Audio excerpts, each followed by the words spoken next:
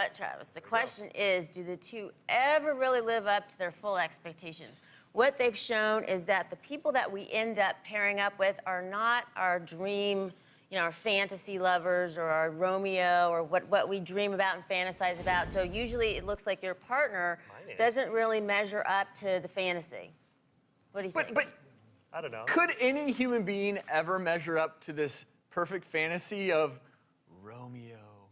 He's my Romeo. Well, that's the question. Like, we Does all Romeo actually exist? It only Honestly, exists I don't think It only in the exists movies, in yes. Ken and Barbie dolls. You think? Yeah, But wouldn't Well, you that's agree? really depressing. That is depressing. Right. That Especially isn't since they're wrong. But if your expectation is that as a guy you're going to end up with Barbie, right. as a woman it's going to be Ken, then you're missing out on all the subtleties that I think make relationships great. I think you guys have some point, but let's see what some people had to say about dream lovers. I dream of like Brad Pitt. There's not that many guys who look like him. He has to be good looking, but not too good looking that you feel like you're less than him. Brad Pitt, no.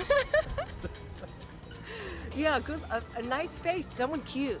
You end up compromising. You have that perfect image. It doesn't work out. It never does. You don't want the perfect to be the enemy of good enough.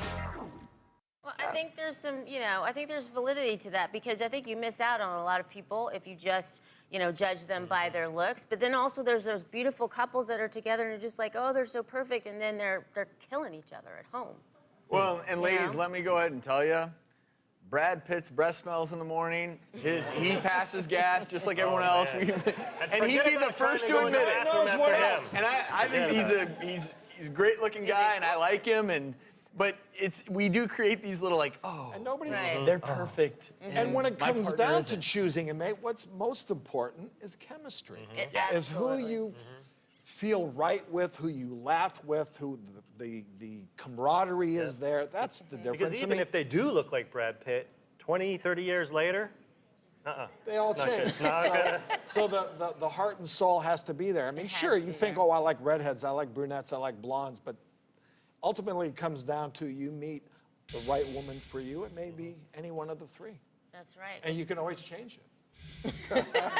I mean, the hair color. Okay, I thought you meant the person. I'm like, you can just swap them out. Drew's like, yeah, that too. Well, we know that there is some science behind falling in love.